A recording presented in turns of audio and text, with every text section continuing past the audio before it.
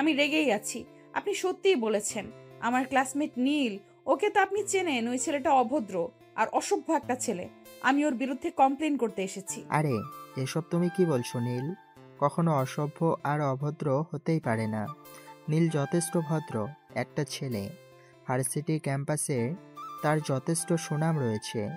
কলেজের স্টুডেন্টদের মধ্যে কেউ এখনো নীলের বিরুদ্ধে কোনো অভিযোগ করেনি। আর তুমি কিনা বলছো নীল অসভ্য? এমনটা হতেই পারে না। তুমি হয়তো ভুল কিছু দেখেছো বা ভুল কিছু শুনেছো। স্যার, আমি ভুল কেন দেখতে যাব? আর ভুল কেনই বা শুনতে যাব? আমি আমার নিজের সঙ্গে ঘটে যাওয়া ঘটনাটার কথা বলছি। নীল আমার সঙ্গে অভদ্রতা করেছে, তাই আমি আপনার কাছে ওর নামে কমপ্লেন করতে এসেছি। সে আমাকে প্রেমের প্রস্তাব দিতে চায়।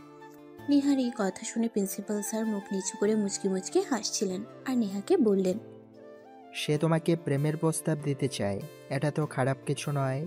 সুন্দর জিনিসের প্রতি সবার আকর্ষণ থাকে, এটাই স্বাভাবিক। আর লোহার কাছে চুম্বককে রাখতে হলে লোহা সেটাকে আকর্ষণ করবে, এটাও স্বাভাবিক। তাই আমি মনে করি নীল তোমাকে প্রেমের প্রস্তাব দেওয়াতে সেরকম কোনো অপরাধ হয়নি। স্যার, আপনি কিন্তু আমার বাবার ক্ষমতা সম্পর্কে ভুলে যাবেন না। আমার বাবা এই এলাকার চেয়ারম্যান। আমি চাইলেই কিন্তু আপনাকে এই এলাকা থেকে সরিয়ে দিতে পারি। তাই আপনার যা বলার চিন্তা ভাবনা করেই বলবেন। হ্যাঁ, আমি খুব ভালো করেই জানি তোমার বাবা এই এলাকার চলমান চেয়ারম্যান। তাই তোমরা চাইলে যা ইচ্ছা তাই করতে পারো। কিন্তু একটা কথা ভুলে যেও না নীল, নীল কিন্তু ফেলে দেওয়ার মতো ছেলে নয়। তার বাবারও কিন্তু যথেষ্ট অর্থ সম্পদ আর ক্ষমতা রয়েছে। সেও কিন্তু চাইলে ক্ষমতার বড়াই দেখাতে পারে। কিন্তু সে ভার্সিটিতে এসে আর পাঁচটা সাধারণ ছেলেমেয়ের মতোই চলাফেরা করে। আশা করব তুমি এই বিষয়টা মাথায় রাখবে। ও আচ্ছা, বুঝতে পেরেছি। এইভাবে কাজ হবে না। তাহলে বিষয়টা আমার বাবার কান পর্যন্ত পৌঁছাতে হবে। আপনি কোনো চিন্তা করবেন না, আমি আজকের মধ্যে এই বিষয়টা আমার বাবার কান পর্যন্ত পৌঁছে দেব। আর তারপর দেখব আপনি ওই ছেলেটাকে কিভাবে আমার বাবার হাত থেকে বাঁচাতে পারেন। সেই তুমি করতেই পারো। তোমার বাবার যেহেতু ক্ষমতা আছে, সেই ক্ষমতাকে তুমি অপব্যবহার করবে, এরকমটা কিন্তু হতে পারে না। আমি জানি তুমি যেমন বদরাগী আর অহংকারী, তোমার বাবাও ঠিক তেমন অহংকারী। মাটিতে পা পড়ে না। এটা ইউনিভার্সিটির, এখানে সবাই সমান। আমি এক চোখে তেল আর এক চোখে নুন বিক্রি করতে পারবো না। নেহা তখন খুব ভালোভাবেই বুঝতে পারল প্রিন্সিপাল স্যারের সঙ্গে এই ব্যাপারে কথা বলে কোনো লাভ হবে না। তাই সে প্রিন্সিপাল স্যারের কেবিন থেকে বের হয়ে ক্যাম্পাসে চলে গেল। সেখানে যেতেই তার বান্ধবীরা তাকে ঘিরে ধরল আর প্রিন্সিপাল স্যারের কাছে যাওয়ার কারণ জানতে চাইলে তখন সে তার বান্ধবীদেরকে এসব কথা বলে কথা শুনে তার বান্ধবী তাকে বলে, হ্যাঁ শোন, সবসময় তুই এরকম বিষয় নিয়ে কেন ঝামেলা করিস বলতো? লাইফটাকে যদি এখন এনজয় না করি তাহলে কখন এনজয় করব? এই তো সময়, এখনই জীবনের পুরোটা উপভোগ করতে হবে। মানে ওই আমাকে কি বলতে চাইছিস? ওই ছেলেটা যা করছে সবই ঠিক, তার প্রেমের প্রস্তাবে আমি রাজি হয়ে যাই? একদমই তাই। এই তো, তুই বুঝতে পেরেছিস। তুই যার সঙ্গেই প্রেম করতে রাজি হয়ে যাস না কেন, জীবনটাকে উপভোগ করার জন্যই। জীবনটাকে তেজপাতা বানিয়ে ফেলিস না, একটু রসকস রাখ। শোন, তোর যদি এতই প্রেম করার ইচ্ছে থাকে, তাহলে তুই নিজে প্রেম করছিস না কেন? আমাকে কেন বলছিস? তুই খুব ভালো করেই জানিস আমি ইতিমধ্যে একটা রিলেশন কন্টিনিউ করছি। আমি যদি সত্যিই রিলেশনে না থাকতাম তাহলে নীলের প্রেমের প্রস্তাবে আমি রাজি হয়ে যেতাম। কারণ Neel is so beautiful, so cute, so handsome. তার মতো একটা ছেলেকে নিজের হাজবেন্ড হিসেবে পাওয়া তো ভাগ্যের ব্যাপার। তারপর আবার বড়লোক বাবার একমাত্র আদরের ছেলে, তাকে পটাতে পারলেই কোটি কোটি টাকা নিজের আয়ত্তে। তাহলে তুই কেন এটা বুঝতে পারছিস না? শোন রিয়া, তুই যদি আর একটা বারো ওর হয়ে ওকালতি করতে আসিস, তাহলে কিন্তু আমি ভুলে যাব তুই আমার বন্ধু হোস। আমি কখনোই বড়লোকের বাবার বিগড়ে যাওয়া ছেলেকে বিয়ে করব না। প্রেম তো অনেক দূরের কথা। আশা করব তুই বিষয়টা বুঝতে পেরেছিস, আর কখনো আমাকে এই ব্যাপারে কিছুই বলবি না। ওকে, তোর যা ভালো মনে হয় তুই তাই কর। আমি তোকে এ ব্যাপারে কিছুই বলবো না, কারণ আমি খুব ভালো করেই জানি তোর মনে শুধু অহংকার আর হিংসায় ভরপুর। তোকে আমি ভালো কোনো কথা বলি সেটা তুই শুনবি না, তাই আমি মনে করি তোকে কোনো কথা না বলার ভালো। কোনো প্রয়োজন নেই। তোর যেটা ভালো মনে হয় তুই সেটাই কর। হায়, তুই একদম সঠিক বুঝতে পেরেছিস। আমাকে এসব ফালতু কথা বুঝি কোনো লাভ নেই। তোর এসব ফালতু কথাগুলো তোর অন্য কোনো বন্ধু বা কোনো বান্ধবীর জন্য রেখে দে। এগুলো আমি তোদের জন্য কাজে লাগবে। আমি আসি এখন। এই কথা বলে নেহা সেখান থেকে চলে গেল। আর সেদিন বিকেল বেলা বাড়িতে এসে তার আব্বুর সঙ্গে সবকিছু খুলে পড়ল। এত বড় সাহস ছেলেটার, কে এই ছেলে আর কি তার পরিচয়, সেসব আমার জানার কোনো প্রয়োজন নেই। এই ছেলের ব্যবস্থা আমি করেই ছাড়বো। এত বড় দুঃসাহস কোথায় পেয়েছে আমার মেয়েকে প্রেমের প্রস্তাব দেওয়ার? হ্যাঁ আব্বু, ওই ছেলেটার খুবই দুঃসাহস। তাই তুমি ওকে দেখিয়ে দিবে তোমার ক্ষমতা কতটা। তুমি কোনো চিন্তা করো না, আমি দেখছি বিষয়টা। কার এত বড় সাহস যে কিনা ইউনিভার্সিটিতে গিয়ে আমার মেয়েকে প্রেমের প্রস্তাব দেওয়ার সাহস দেখায়, তাকে তো আমি আজ তো ছেড়ে দেব না। তার কলেজেটা ভুনা করে খেয়ে নেব। সে যত বড় বাপের ছেলেই হোক না কেন, সে ব্যাপারে আমার কোনো বিন্দুমাত্র মাথা ব্যথা নেই। নেহা তখন তার বাবার সঙ্গে নীলের বিরুদ্ধে আরো অনেক কিছু মিথ্যে কথা বলে সেখান থেকে চলে আসে। পরের দিন সকালবেলা যখন নীল ইউনিভার্সিটি যাওয়ার জন্য বাসা থেকে মোটর সাইকেল নিয়ে বের হয়, তখনই রাস্তায় কিছু লোক তার পথ আগলে দাঁড়ায়। নীল কিছু বুঝতে না পেরে বাইক থেকে নামে আর ওদের জিজ্ঞাসা করে, কি ব্যাপার, কে আপনারা? আর এভাবে আমার পথ আগলে দাঁড়িয়ে আছেন কেন? পথ থেকে ধরুন, আমার ইউনিভার্সিটি টাইম হয়ে গেছে, আমাকে যেতে হবে। আমরা যদি ভুল না করে থাকি তাহলে তুই সেই ছেলে যে নেহা ম্যাডামকে প্রতিদিন বিরক্ত করিস, তাই তোর সঙ্গে একটু বোঝাপড়া করতে আসলাম। ও তাই নাকি? শোন, তোদের নেহা ম্যাডাম কি হিজড়া নাকি যে আমার মতো এত ভালো একটা ছেলের প্রেমের প্রস্তাব সে অ্যাকসেপ্ট করতে পারছে না? সে কি সারা জীবন একা একাই থাকবে নাকি? এই ভদ্রভাবে কথা বল, তুই ভুলে যাস না তুই কোথায় দাঁড়িয়ে আছিস। আমরা চাইলে কিন্তু এখান থেকে তোর হাড়গুলো গুঁড়ো করে হসপিটালে পাঠিয়ে দিতে পারি। যদিও আমাদেরকে সেই রকম অর্ডার দেওয়া হয়েছে, কিন্তু আমাদেরও তো একটু দয়া মায়া আছে, তাই তোকে শেষবারের মতো সুযোগ দিচ্ছি। আজকের পর থেকে নেহা ম্যাডামকে কখনোই বিরক্ত করবি না। আচ্ছা ঠিক আছে, তোরা এখন যেতে পারিস। আমি এই বিষয়টা ভেবে দেখব। আমি আমার ভালোবাসাকে নিজের করে নেব নাকি ছেড়ে দেব। যদি মনে হয় ভালোবাসাকে ছেড়ে দেওয়া উচিত তাহলে ছেড়ে দেব। আর যদি মনে হয় নিজের ভালোবাসাকে নিজের করেই রাখা উচিত তাহলে যা করতে হয় তাই করব। তোর যা ভালো মনে হয় তাই করিস, কিন্তু শেষবারের মতো বলে দিচ্ছি, তোকে ছাড়া নেহা ম্যাডামের আশেপাশে কোনোদিন দেখা না যায়। তোর ছায়াও যেন নেহা ম্যাডামের আশেপাশে কোনোদিন দেখা না যায়। আর যত দ্রুত সম্ভব এই ইউনিভার্সিটি ছেড়ে চলে যা, এটাই তোর জন্য বেটার হবে। কারণ তুই জানিস না নেহা ম্যাডাম আর তার বাবার সম্পর্কে। শোন, বউ হলো ভালোবাসার জিনিস। বউকে ভালোবাসা দিলে সব কিছুই পাওয়া যায়। আর শ্বশুরবাড়ির মানুষজন দিয়ে কি করি? আমার বউ যদি ভালো হয় তাহলে শ্বশুরবাড়ির কোনো প্রয়োজন আমার নেই। এই বলে নীল সেখান থেকে বাইক স্টার্ট করে সোজা ইউনিভার্সিটিতে চলে আসলো। ভার্সিটি আসতেই সে দেখতে পেল নেহা ভার্সিটির ক্যাম্পাসের এক কোণে চুপচাপ বসে আছে। তখনই নীল সেখানে গিয়ে তার সামনে দাঁড়ালো আর বলল, hi sweetheart, how are you? তুই এখানে আসলে কি করে? রাস্তায় কি কারোর সঙ্গে দেখা হয়নি? হ্যাঁ, আমার লক্ষ্মী হবু বউটা দেখা হয়েছিল তোমার সাঙ্গপাঙ্গদের সঙ্গে। ওদেরকে আমি বুঝিয়ে দিয়ে এসেছি তা আমি আমার ভালোবাসার মানুষটার সঙ্গে থাকবো। তারা যতই ভয় দেখাক আমি আমার ভালোবাসার মানুষকে ছেড়ে যাব না, কারণ I will really love you. Neel, তোকে আমি শেষবারের মতো বলছি আমার পিছু নেওয়া ছেড়ে দে। তা না হলে কিন্তু সেটা তোর জন্য খুবই খারাপ হবে, যেটা তুই এখন বুঝতে পারছিস না। কিন্তু যখন বুঝতে পারবি তখন খুব দেরি হয়ে যাবে। তখন কিন্তু আফসোস করে কোনো লাভ হবে না। ডার্লিং, ভয় আমাকে দেখিও না, কারণ আমি ভয় পাই না। ভয় কেন পাবো আমি? আমার কিসের কমতি আছে যার কারণে তুমি আমায় অ্যাভয়েড করতে পারো? আর তোমারই বা কিসের কমতি আছে যার কারণে তুমি নিজেকে এভাবে গুটিয়ে রাখার চেষ্টা করো?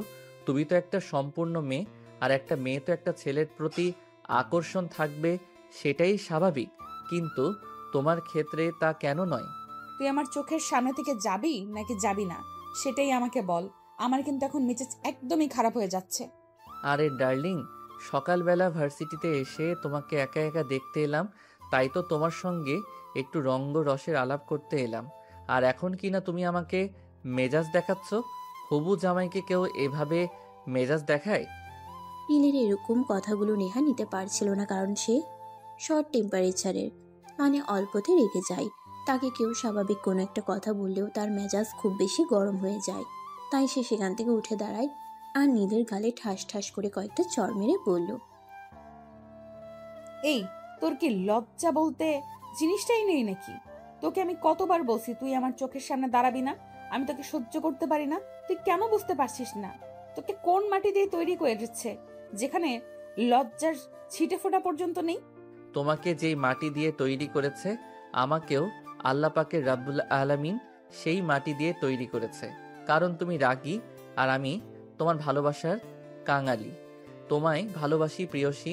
কেন তুমি বুঝতে পারো না তোমায় খুব ভালোবাসতে চাই? এই বলে নীল তখনই হুট করে নেহার গালে একটা কিস বসিয়ে দিল। নেহা তোর আগে একদম গজগজ করতে থাকলো। সে কি করবে কিছুই ভেবে পাচ্ছে না। তার আগে যেন নিজের চুল নিজেই ছিঁড়তে ইচ্ছে করছে। তাই সে নীলকে বলে, আমি বুঝতে পেরেছি, এইভাবে কাজ হবে না। তুই আমার পিছু নেওয়া ছাড়বি না। তাহলে এই কথা মনে রাখ, এই যে আমি এখন এবং এই মুহূর্তে ভার্সিটি ছেড়ে চলে যাচ্ছি, আর আজকের পর কখনো তোর সামনেই আসবো না। তখন আমি দেখব তুই কি করে আমায় বিরক্ত করতে পারিস। আমি আজকে অন্য কোথাও চলে যাওয়ার ব্যবস্থা করছি। সেটা তুমি চাইলেও করতে পারবে না ডার্লিং। তুমি যেখানেই যাও না কেন আমি তোমার পিছু পিছু যাবই। কারণ আমি তোমায় ভালোবাসি। তোমায় একা ছেড়ে দিয়ে কি করি বলো? মুফাল্লা, তুমি রক্ষা করো এই আপদটার হাত থেকে আমাকে। আমি আর একে সহ্য করতে পারছি না। প্লিজ আল্লাহ, তুমি আমায় উদ্ধার করো এর থেকে। এই বলে নেহা সেখান থেকে সোজা বের হয়ে বাসায় চলে আসলো। তাকে এই অসময়ে বাসায় দেখতে পেয়ে তার আব্বু জিজ্ঞাসা করে, কি ব্যাপার নেহা, কি হয়েছে? আমি তো তোমার আম্মুর কাছে শুনলাম তুমি একটু আগেই ইউনিভার্সিটিতে গিয়েছিলে, কিন্তু এখনই ফিরে আসলে কেন? কোনো সমস্যা হয়েছে নাকি? আব্বু, আমি আর ইউনিভার্সিটিতে পড়াশোনা করব না। আমাকে তুমি অন্য কোথাও ভর্তি করানোর ব্যবস্থা করো। এখানে আমার পড়াশোনা করতে একটুও ভালো লাগছে না। কিন্তু মামুনি, এভাবে বললে তো হয় না। এখন বছরের মাঝামাঝি সময়, এখন তো কোনো ইউনিভার্সিটিতে ভর্তি নেবে না। তাই এই কয়টা দিন তোমার এই ইউনিভার্সিটিতেই পড়াশোনা করতে হবে, তারপর যা হয় দেখা যাবে। উফ আল্লাহ, আমি আর সহ্য করতে পারছি না। আচ্ছা ঠিক আছে, তাহলে তুমি প্রিন্সিপাল স্যারের সাথে কথা বলো আর আমাকে বাড়িতে রেখে পড়াশোনা করানোর ব্যবস্থা করো। কারণ আমি আর এই ইউনিভার্সিটিতে কোনোভাবেই যাব না। এখানে গেলেই নীল সারাক্ষণ আমাকে বিরক্ত করবে, আর এগুলো আমি সহ্য করতে পারছি না। আচ্ছা ঠিক আছে, কোনো সমস্যা নেই। আমি আগামীকালকে তোমার ইউনিভার্সিটিতে যাব আর প্রিন্সিপাল স্যারের সঙ্গে এই ব্যাপারে কথা বলবো।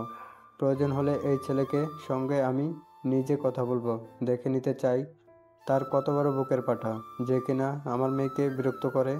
একজন রানিং চেয়ারম্যানের মেয়েকে বিরক্ত করার ফল কি হতে পারে সেটা হয়তো তারা জানা নেই।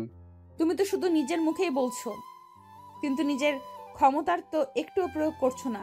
কারণ আজকে যে ছেলেগুলোকে ওকে সাইজ করার জন্য পাঠিয়েছিলে, ওরা যদি নিজেদের ক্ষমতা দেখাতো, তাহলে কি নীল এতটা সাহস হতো যে আজকেও সে আমার সঙ্গে এসব অসভ্যতামি করতো? ওরা তো আমার কাছে এসে বলল তারা নাকি ছেলেটাকে মেরে হাত পা একদম ভেঙে দিয়েছে, কিন্তু তারা মিথ্যা কেন বলল সেটাই তো বুঝতে পারছি না। ঠিক আছে, সমস্যা নেই, তুমি কোনো চিন্তা করো না, আমি তো আছি, আমি বিষয়টা দেখছি। অতঃপর নেহা কোনো কথা না বলেই চুপচাপ নিজের রুমে চলে গেল। সেদিন রাতের বেলা নেহা শুয়ে শুয়ে মোবাইল টিপাটিপি করতেছিল। তখনই হঠাৎ একটা অন্য নাম্বার থেকে ফোন আসলো। নেহা ফোনটা রিসিভ করতে চাইল না, কারণ সে সচরাচর অপরিচিত নাম্বারে ফোন রিসিভ করে না। আর তার ফোনে কখনো তেমন একটা অপরিচিত নাম্বার থেকে ফোন আসেও না। কিন্তু 2-3 বার ফোনটা বেজেই চলছিল, তাই সে ফোনটা রিসিভ করলো। কি ব্যাপার ডার্লিং, সে কখন থেকে ফোন দিচ্ছি, তুমি আমার ফোন তুলছো না কেন?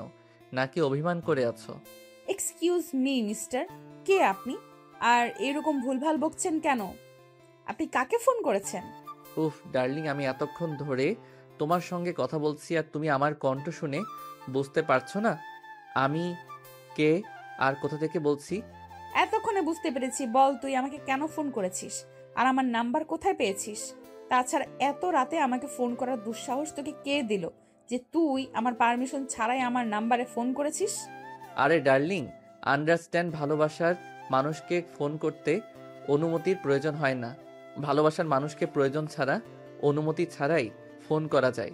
তাছাড়া তুমি আজ সকালে যেভাবে আমার সঙ্গে রাগ দেখিয়ে ভার্সিটি থেকে চলে গেলে, আমি তো ভেবেছিলাম তুমি মনে হয় আমার ফোন ধরবে না, কিন্তু ভাগ্যক্রমে তুমি আমার ফোনটা রিসিভ করেছো। কিন্তু আজকের পর থেকে তুই কখনোই আমাকে ফোন দিতে পারবি না, কারণ আমি সিমটাই চেঞ্জ করে ফেলবো। আমি জানি নাম্বারটা তোকে কে দিয়েছে, তাই। আর আজকের পর থেকে তুই আমার সঙ্গে কোনো যোগাযোগ করতে পারবি না। আরে ডার্লিং, তুমি আমাকে যতটা বোকা ভাবো আমি কিন্তু ততটাও বোকা নই। তুমি কয়টা সিম চেঞ্জ করবে আমি ঠিক তোমার নাম্বার জোগাড় করে ফেলবো একদিনের মধ্যে। এটা আমি তোমাকে চ্যালেঞ্জ করলাম। ঠিক আছে, আমি আজ এখন এই মুহূর্তে তোকে চ্যালেঞ্জ করলাম। আগামীকাল থেকে তুই এই নাম্বারে আমাকে পাবি না। আমি এখনই সিমটা অফ করব আর আগামীকালকেই নতুন একটা সিম কিনবো। তুই যদি আগামীকাল রাত 10টার মধ্যে আমায় ফোন করতে পারিস তাহলে আমি মেনে নেব তুই আমার চাইতে অনেক বুদ্ধিমান। আর যদি তুই আমাকে ফোন করতে না পারিস তাহলে তুই কোনোদিন আমার সামনে দাঁড়াতে পারবি না। ঠিক আছে ম্যাডাম, চ্যালেঞ্জ অ্যাকসেপ্টেড। আর যদি আমি আপনাকে ফোনটা করতে পারি তাহলে কিন্তু আমার প্রপোজাল আপনাকে অ্যাকসেপ্ট করতে হবে। ওকে, ঠিক আছে, আমিও তোর চ্যালেঞ্জ অ্যাকসেপ্ট করলাম। আমি যে নাম্বারটা নতুন কিনবো সেই নাম্বারে কিন্তু তোকে আমায় ফোন করতে হবে, কথাটা মাথায় রাখিস। এই কথা বলে নেহা ফোনটা কেটে দিল আর সঙ্গে সঙ্গে মোবাইল থেকে সিমটা বের করে ভেঙে ফেললো আর তারপর ঘুমিয়ে পড়লো। পরের দিন সকালবেলা ঘুম থেকে উঠে সে নাস্তা করলো আর তারপর একটু বাইরে হাঁটতে গেল। অপরদিকে নীল ঘুম থেকে উঠে ফ্রেশ হয়ে নাস্তা করে ভার্সিটিতে চলে গেল। ভার্সিটিতে এসে নেহাকে কোথাও দেখতে পেল না। সে তার বন্ধুদের কাছে নেহার খোঁজ করছিল, কিন্তু কেউ নেহার কথা বলতে পারছিল না। তখনই হঠাৎ ভার্সিটির ক্যাম্পাসে একটা বড় গাড়ি আসতে দেখলো। সে মনে মনে ভাবলো এই গাড়িতে হয়তো নেহা এসেছে, তাই দৌড়ে সেখানে গেল সে। আর তখনই দেখতে পেল গাড়ি থেকে মধ্যবয়স্ক একজন ভদ্রলোক বের হচ্ছে। সে তখন সেখান থেকে চলে আসতে চাইছিল, তখনই ওই ভদ্রলোক তাকে উদ্দেশ্য করে বলে, এই ছেলে, তুমি কে? এই ইউনিভার্সিটিতে পড়াশোনা করো? হ্যাঁ আঙ্কেল, আমি এই ইউনিভার্সিটিতেই পড়াশোনা করি। কিন্তু আপনি কে? আপনাকে তো ঠিক চিনলাম না। আমাকে চেনবার কথাও নয়, কারণ আমি তো আজকের আগে কখনো ইউনিভার্সিটিতে আসিনি। যাই হোক, তোমাকে একটা কথা জিজ্ঞাসা করার ছিল। ফার্স্ট ইয়ারের নীল নামে কাউকে চেনো? হ্যাঁ আঙ্কেল চিনি, কিন্তু আপনি কে? আপনাকে তো চিনলাম না। আর নীলের সঙ্গে আপনার কি প্রয়োজন সেটা জানতে পারি? শোনো ছেলে, আমি তোমার চাইতে বয়সে বড়, তাই আমাকে প্রশ্ন করা থেকে বিরত থাকো। তুমি যদি ওই ছেলেটাকে চিনে থাকো তাহলে তাকে একটু ডেকে দাও, আমি তার সঙ্গে কথা বলতে চাই। I am sorry to say uncle, আমি নীল। বলুন আপনি কি বলবেন। ও আচ্ছা, তার মানে তুমি সেই বেয়াদব মার্কা ছেলেটা। আমার মেয়ে বলতো আমি বিশ্বাস করিনি, কিন্তু তোমাকে সামনাসামনি রেখে বুঝতে পারলাম তুমি আসলে কতটা বেয়াদব। ও শ্বশুর মশাই, নিজের হবু জামাইকে এভাবে বলতে হয় না। জামাইকে আদর করে ভালোবেসে বুঝিয়ে বলতে হয়। এতক্ষণে আমি বুঝতে পেরেছি তুই কত নম্বরের বেয়াদব। আসলে আমার মেয়ে একদম ঠিক কথাই বলেছিল। তুই সোজা কথায় মানুষ না, সোজা কথায় তোকে কাজ হয় না। তোর জন্য অন্য ব্যবস্থা করতে হবে। তুই কোনো চিন্তা করিস না, তোকে আমি আজকে ইউনিভার্সিটি থেকে প্রপারলি বের করে দেওয়ার বন্দোবস্ত করছি। শ্বশুর মশাই প্লিজ আপনি শান্ত হন, এত উত্তেজিত হবেন না। এত উত্তেজিত হওয়া ভালো নয়, আপনার ব্লাড প্রেশার বেড়ে যাবে। ঠান্ডা হন, আমি আপনার জন্য একটু চা নাস্তার ব্যবস্থা করি। বিয়ে বাড়িতে না আসেন অন্তত হবু জামাইয়ের সঙ্গে দেখা করতে এসেছেন, একটু আদর আপ্যায়ন তো করতেই হবে। তোর সঙ্গে আমি এখানে কথা বলবো না, চল প্রিন্সিপালের রুমে, আমি তোর সঙ্গে সেখানেই কথা বলতে চাই। এই বলে নেহার আব্বু নীলের শার্টের কলার ধরে টানতে টানতে প্রিন্সিপালের কেবিনে নিয়ে আসলো। এটা দেখে প্রিন্সিপাল তো একদম অবাকের চূড়ান্ত সীমানায় পৌঁছে গিয়ে নেহার আব্বুকে বলে, আরে চেয়ারম্যান সাহেব, এটা আপনি কি করছেন? আপনি এক্ষুনি ওই ছেলেটার শার্টের কলার ছেড়ে দেন। কেন, এই ছেলেকে আর কি তার পরিচয় যে আমাকে এক্ষুনি তার শার্টের কলার ছেড়ে দিতে হবে? জানলে সে কত বড় বেয়াদবি করেছে আমার মেয়েকে প্রেমের প্রস্তাব দেওয়ায় মতো দুঃসাহস দেখিয়েছিল। আপনি আগে নীলের শার্টের কলার ছাড়েন, তারপর আমি আপনার সঙ্গে কথা বলছি। প্লিজ ও শার্টের কলার ছাড়েন, তা না হলে কিন্তু আপনার চেয়ারম্যান পদটাও থাকবে না বলে দিলাম। নেহার আব্বু তখন কোনো রকমে নীলের শার্টের কলারটা ছেড়ে দিল আর তারপর প্রিন্সিপাল স্যারকে বলল, হ্যাঁ, আবার বলুন কে এই ছেলে, আর কি তার পরিচয়, আর কি এমন মহান পরিচয় যার কারণে সে আমার মেয়েকে প্রেমের প্রস্তাব দেওয়ার মতো দুঃসাহস সে দেখাতে পারে? এ হলো নীল, নীল চৌধুরী গ্রুপ অফ ইন্ডাস্ট্রিজ মালিকের একমাত্র ছেলে। ছেলেটা একদম সাদাসিধে জীবনযাপন করতে চায়, তাই আমাদের ইউনিভার্সিটির মতো একটা লোকাল ইউনিভার্সিটিতে পড়াশোনা করতে চাইছে। আর তার বাবা তাকে দেশের বাইরে রেখে পড়াশোনা করানোর চিন্তাভাবনা করছিল, কিন্তু সেই দেশের প্রতি অনেক ভালোবাসে আর মায়া মমতায় দেশের ভিতরে থেকে গেছে। এসব আপনি কি বলছেন? চৌধুরী গ্রুপ অফ ইন্ডাস্ট্রিজের মালিকের মতো একটা লোক তার ছেলেকে এরকম একটা লোকাল ইউনিভার্সিটিতে পড়াশোনা করতে দিল? এটা আমার বিশ্বাস হচ্ছে না। আপনি আমাকে মিথ্যা কথা বলছেন। সে আমি আপনাকে মিথ্যে কেন বলতে যাব? আপনাকে মিথ্যে কথা বলে আমার কি লাভ? এখানে তো আমার কোনো লাভ লস নেই, তাই তো আপনাকে মিথ্যা বলার কোনো প্রয়োজনও নেই। আমি যা বলছি একদমই সত্যি কথা বলছি। চৌধুরী গ্রুপ অফ ইন্ডাস্ট্রিজ মালিকের একমাত্র উত্তরাধিকারী। আর একটা কথা আছে, আপনার মেয়েকে প্রেমের প্রস্তাব দিতে চেয়েছে। সেটা তো আপনার মেয়ের সৌভাগ্যের কথা। মেয়ের সঙ্গে কথা না বলে এখানে চলে এসেছেন আমার ইউনিভার্সিটিতে। ঝামেলা করতে আমি কিন্তু আপনার বিরুদ্ধে লিগ্যাল অ্যাকশনও নিতে পারি। I am so sorry principal সাহেব, আমি বুঝতে পারিনি। যাই হোক, আমি আপনার সঙ্গে অন্য ব্যাপারে কথা বলতে চাই। আমার মেয়েটার উপর অনেক রেগে গেছে, তাই সে ইউনিভার্সিটিতে ক্লাস করতে চায় না, শুধু পরীক্ষার সময় এসে পরীক্ষা দেবে। এই ব্যাপারে আপনি কি বলবেন? আপনার মেয়ে আমাদের ইউনিভার্সিটিতে পড়াশোনা করবে কি করবে না সে ব্যাপারে আমার বিন্দুমাত্র মাথা ব্যথা নেই। আপনি চাইলে আপনার মেয়েকে আমাদের ইউনিভার্সিটিতে রাখতে পারেন, চাইলে নাও রাখতে পারেন, তাতে আমার কোনো সমস্যা নেই। তবে আমাদের ইউনিভার্সিটি স্টুডেন্ট হতে হলে নিয়মিত ক্লাস করতে হবে, কারণ আমাদের ইউনিভার্সিটির প্রত্যেকটা স্টুডেন্ট খুবই রুলস মেনটেন করে। আর আমাদের ইউনিভার্সিটির রুলস না করা ছাত্রীকে আমরা কখনোই আমাদের ইউনিভার্সিটিতে রাখবো না। এবার সিদ্ধান্ত আপনার। আপনি আপনার মেয়েকে আমাদের ইউনিভার্সিটিতে পড়াশোনা করাবেন নাকি অন্য কোনো জায়গায়?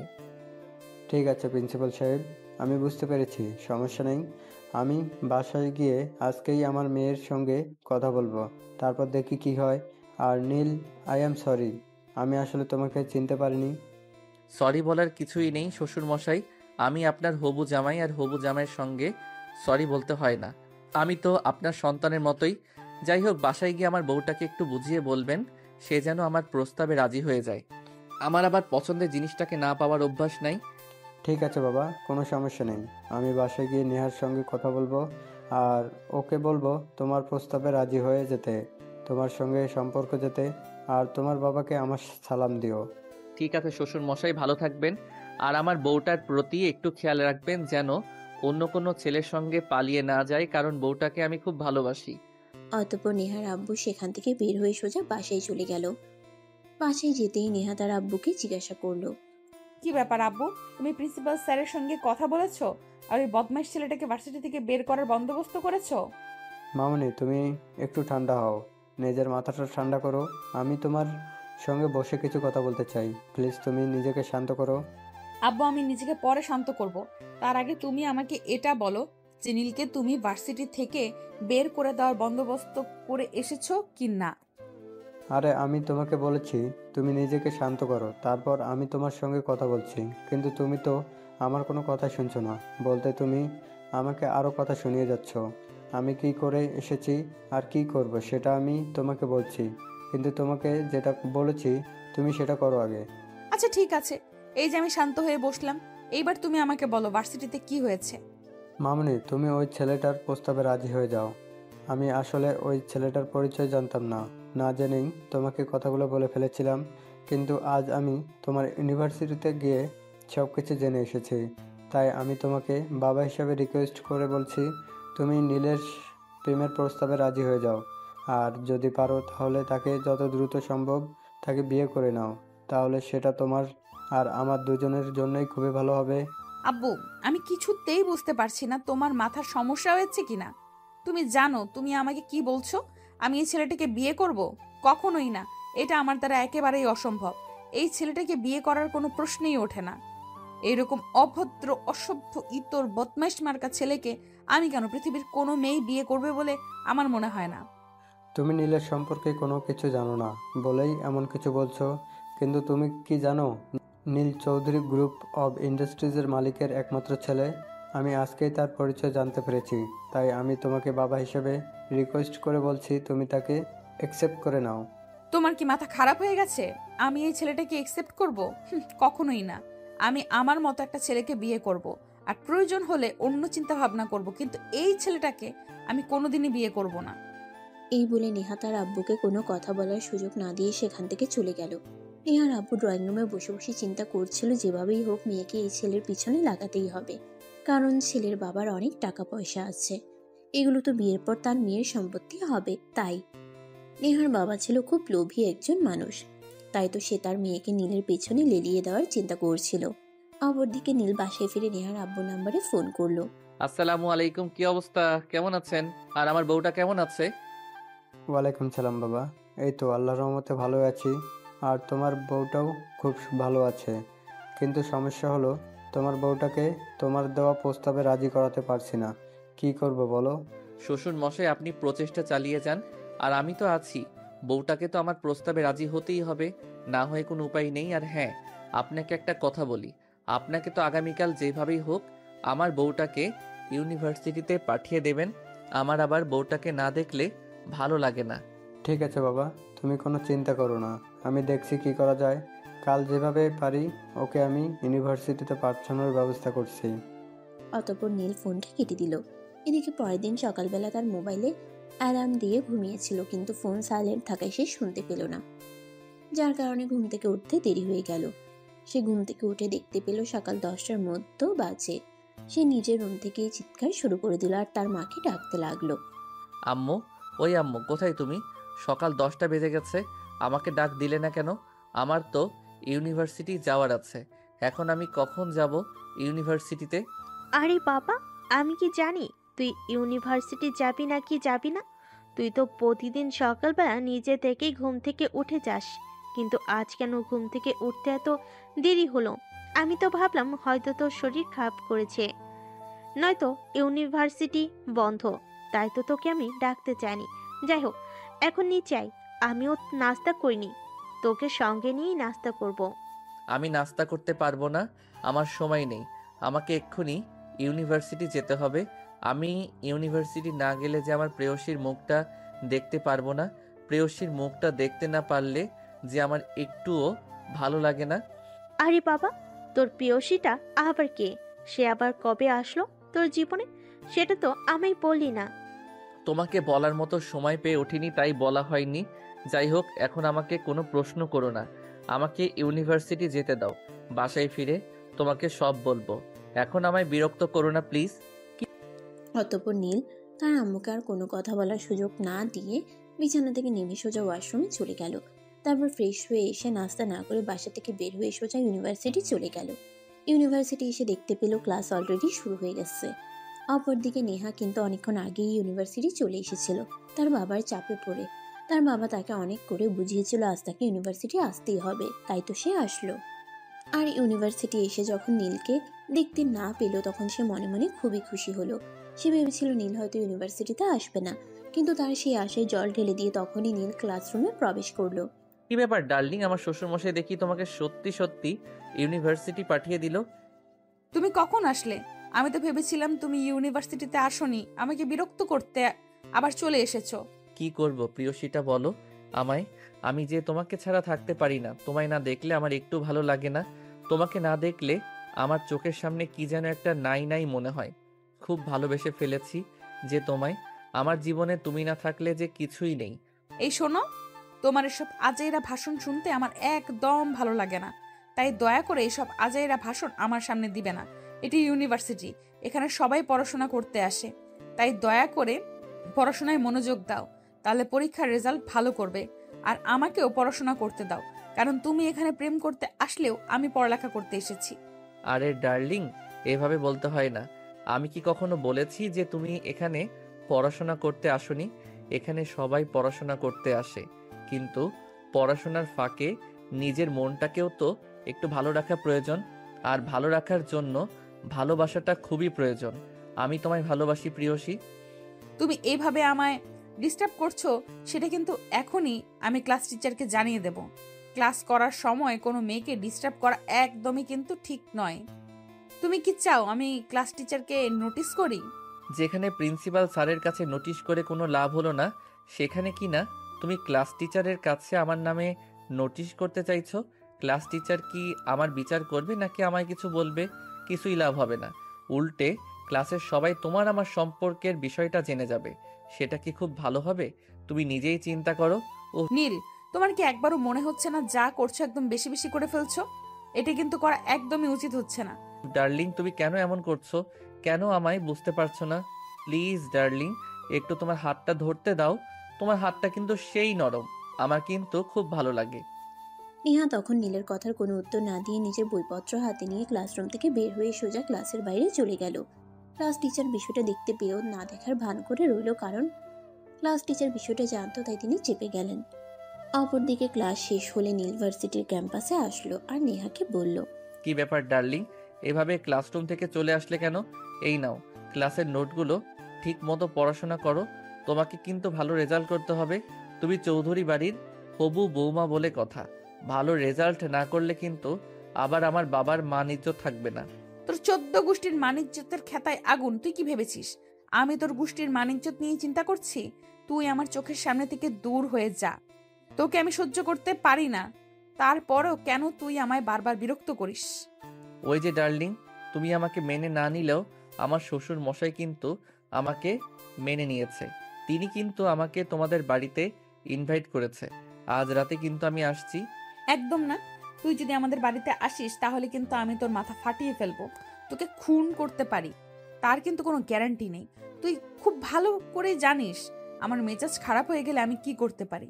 সে তোমার যা ইচ্ছা তুমি তাই করতে পারো। তুমি যদি নিজে নিজেই বিয়ের আগে বিধবা হতে চাও, তাহলে আমি কেন তোমাকে বাধা দেব? তোমার যা ইচ্ছে তুমি তাই করতে পারো। আমি কোনো ব্যাপারে তোমাকে কোনো বাধা দেব না। তোমার মন চাইলে বিয়েও করতে পারো, তাতেও আমার কোনো আপত্তি নেই। নীলের এসব ইয়ার্কি ফাজলামো কথাবার্তা শুনে মেজাজ ক্রমশ গরম হয়ে যাচ্ছিল। সে আর নিজেকে কোনোভাবেই কন্ট্রোল করতে পারছিল না। তখনই সে নীলের শার্টের কলার চেপে ধরে বলতে লাগলো, দেখ, আমি কিন্তু এক্ষুনি তোর মাথা ফাটিয়ে ফেলবো। আমার মেজাজ কিন্তু খুব গরম হয়ে যাচ্ছে। তুই ভাবতে পারছিস না আমি তোকে ঠিক কি করব। আরে ডার্লিং, উত্তেজিত কেন হচ্ছ? আমি তো তোমাকে বললাম তুমি চাইলে আমায় বিয়ে করতে পারো। আর এখন এই মুহূর্তে চাইলে আমায় একটা কিস করতে পারো। তোমার ওই নরম গোলাপি ঠোঁট দুটোর কিস খেতে আমার খুব ইচ্ছা করছে। তখনই নেহা হাত উঁচু করে নীলকে থাপ্পড় মারতে চাইছিল, কিন্তু নীল সেটা হতে না দিয়ে নেহার হাত চেপে ধরল আর তখনই নেহাকে টান দিয়ে নিজের বুকের সঙ্গে মিশিয়ে নিল। নেহা তখন নিজেকে ছাড়ানোর চেষ্টা করছিল, ছাড় আমাকে বলছি, তা না হলে কিন্তু তোর সঙ্গে খারাপ কিছু হয়ে যাবে বলে দিলাম। কিন্তু কে শুনে কার কথা। ভার্সিটির ক্যাম্পাসে ছাত্রছাত্রীরা সবাই উপস্থিত ছিল। তাদের সামনে নীল নেহাকে নিজের আরো কাছে টেনে নিয়ে নেহার ঠোঁট দুটোতে ইচ্ছে মতো কিস করতে থাকলো। নেহার রাগে একদম আগুন হয়ে যাচ্ছিল, কিন্তু নীল সেদিকে কোনো পরোয়া না করে তার মনস্কামনা পূর্ণ করে নেহাকে ছেড়ে দিল। তখনই নেহার রাগে ফুসফুস করতে করতে ভার্সিটি ক্যাম্পাস থেকে বের হয়ে সোজা বাসায় চলে গেল আর ড্রয়িং রুমে এসেই চেঁচামেচি শুরু করলো। কি ব্যাপার, কি হয়েছে নেহা? কি সমস্যা তোমার? তুমি এভাবে চেঁচামেচি করছো কেন? এটা বাড়ি নাকি মাছের বাজার? আমি তো সেটাই বুঝতে পারছি না। তুমি এমনভাবে চেঁচামেচি করছো যেন মাছের বাজার, মাছ বিক্রেতা মাছ বিক্রি করছে। আব্বু, তুমি আজকেই আমাকে দেশের বাইরে পাঠানোর ব্যবস্থা করো। আমি আর এখানে থাকবো না। আমার একটুও ভালো লাগছে না আর এখানে থাকতে। সব কিছু মুখের কথা নাকি? বললেই হয়ে গেল? দেশের বাইরে যেতে হলে মিনিমাম কিছু কাজ করতে হয়, সেগুলো করতে একটু হলেও সময় লাগে।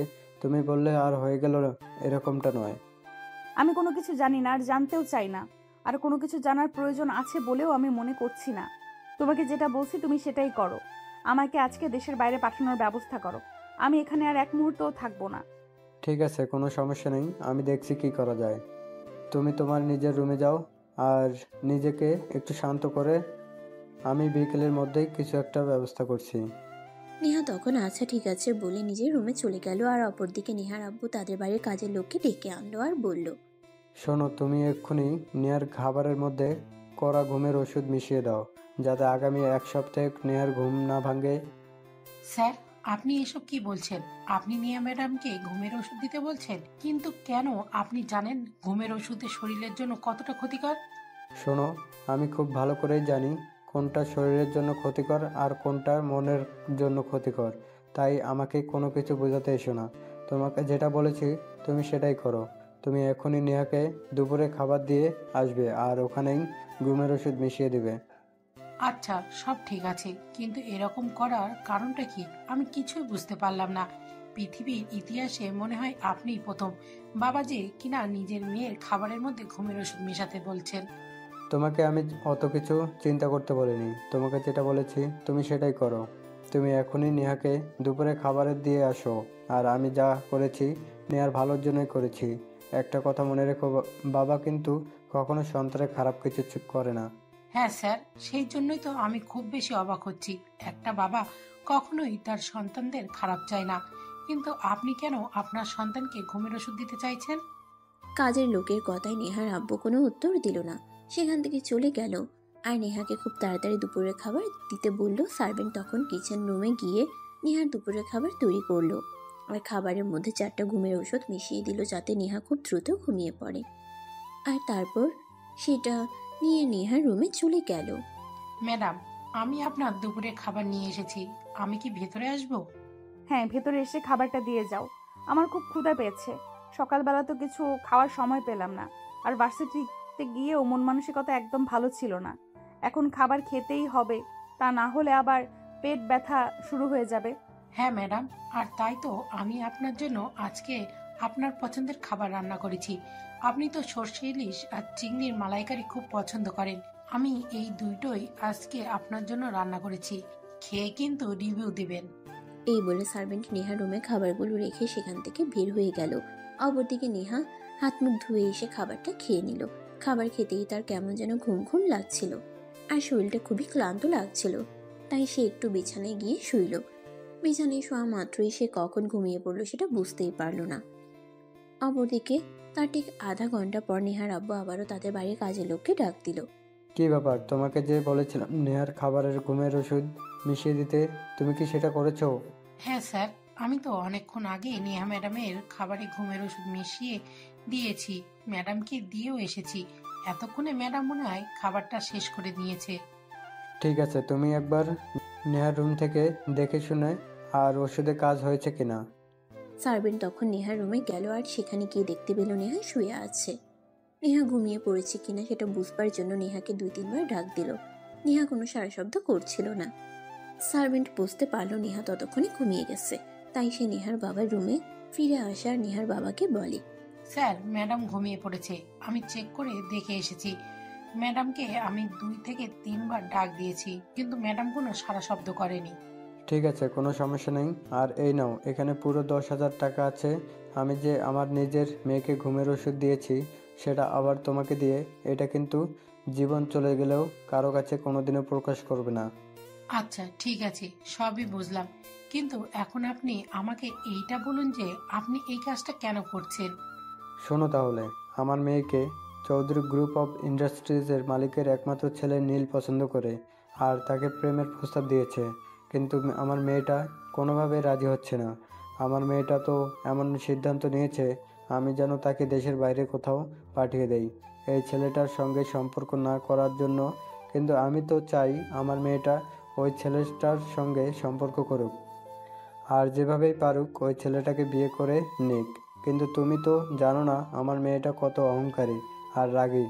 তাই আমার মেয়েটাকে একটু শান্ত রাখার জন্য আমাকে এই পথটা অবলম্বন করতে হলো। ঠিক আছে স্যার, আমি বুঝতে পেরেছি, কোনো সমস্যা নেই। আপনি নিশ্চিন্তে থাকুন, কাক পক্ষেও এই ব্যাপারে কিছুই জানবে না। এই বলে সার্ভেন্ট নেহার বাবার রুম থেকে বের হয়ে আসলো। নেহার বাবা তখনই নীলকে ফোন করলো আর সবকিছু খুলে বলল। এই না হলে আমার শ্বশুর মশাই বুদ্ধিমানের মতো একটা কাজ করেছেন। যাই হোক, আমার বউটাকে কিন্তু দেখে রাখবেন যেন কোনো সমস্যা না হয়। ঠিক আছে বাবা, কোনো সমস্যা নেই। তুমি আমার উপর সম্পূর্ণ ভরসা রাখতে পারো। ঠিক আছে বাবা, কোনো সমস্যা নেই। তুমি আমার উপর সম্পূর্ণ ভরসা রাখতে পারো। আমি তোমার ভালোবাসার মানুষটাকে কোনোভাবেই হারিয়ে যেতে দিব না। তোমার মতো জামাই পাওয়া ভাগ্যের ব্যাপার, এটা আমি হাতছাড়া করতে চাই না। ঠিক আছে শ্বশুর মশাই, আপনাকে অসংখ্য ধন্যবাদ বুঝবার জন্য। আর হ্যাঁ, আমি আগামীকালকে একবার আমার প্রিয় মানুষটাকে দেখতে আসবো। ঠিক আছে বাবা, কোনো সমস্যা নেই। তোমার যখন ইচ্ছে তখন তুমি আমার বাড়িতে এসে নেহাকে দেখে যেও। আমার কোনো আপত্তি নেই। অতঃপর নীল ফোনটা কেটে দিল। আর এদিকে পরের দিন সকালবেলা নীল যখন ঘুম থেকে উঠলো, ফ্রেশ হয়ে নাস্তা খাওয়ার জন্য টেবিলে গেল, তখনই তার আম্মু তাকে জিজ্ঞাসা করলো, কি ব্যাপার? আমি তোকে কিছু জিজ্ঞাসা করেছিলাম, কিন্তু তুই আমার কথার কোনো উত্তর দিসনি কেন? আমি তো ভাবছি তুই আমার কথারকে সম্পূর্ণ এড়িয়ে গেছিস। আরে আম্মু, এত চিন্তার কি আছে? আমি কি কখনো এমন কিছু হয়েছে যেটা তোমার কাছ থেকে লুকিয়েছি? তাহলে এখন কেন লুকাতে যাব আমি তোমার কাছ থেকে? কোনো কিছুই লুকাইনি। তাছাড়া আমি যখন কোনো কাজ করি তখন কিন্তু সবার আগে আমি আমার ফ্যামিলির মানুষদের জানাই। এটা তো তুমি খুব ভালো করেই জানো। হ্যাঁ, সেটা আমি জানি, কিন্তু তোকে জিজ্ঞাসা করেছিলাম তোর প্রেয়সীকে। তুই তো সেই বিষয়ে আমাকে কিছুই বললি না। তুই কি নতুন নতুন প্রেমে পড়েছিস নাকি? হ্যাঁ, আর মেয়েটাকে আমি খুব ভালোবেসে ফেলেছি। আমি বিয়ে করতে চাই মেয়েটাকে। এটা তো খুবই ভালো খবর। তাহলে আজকে তোর আব্বু বাসে আসলে আজকে আমি তোর আব্বুর সঙ্গে এ ব্যাপারে কথা বলবো। কে মেয়েটা? আর কি মেয়েটার পরিচয়? মেয়েটার কোনো ছবি আছে তোর কাছে? দেখাতে পারবি আমাকে? মোবাইলটা বের করে তার মোবাইল থেকে নেহার একটা ছবি তার আম্মুকে দেখালো। ছবি দেখে তো তার আম্মা একদম প্রথম দেখাতেই পছন্দ করে ফেললো আর নীলকে বলল, মাশাল্লাহ, একদম পরীর বাচ্চা বলা চলে। আমার ছেলের পছন্দ আছে বলতে হয়, তা না হলে এত সুন্দর মেয়েকে পছন্দ করতে পারলো? হ্যাঁ আম্মু, আমি একটা সুন্দর একটা মেয়েকে পছন্দ করতে পেরেছি বলেই তো তুমি প্রথম দেখাতেই পছন্দ করে নিয়েছো। তা না হলে কি এটা করতে? কখনোই তো করতে না। তাই তো আমি তোমাদের পছন্দ হবে এমন একটা মেয়েকে চুজ করেছি। ঠিক আছে, কোনো সমস্যা নেই বাবা। আমি আজকে তোর আব্বুর সঙ্গে এভাবেই কথা বলবো। যত দ্রুত সম্ভব মেয়ের ফ্যামিলির সঙ্গে যোগাযোগ করার চেষ্টা করব।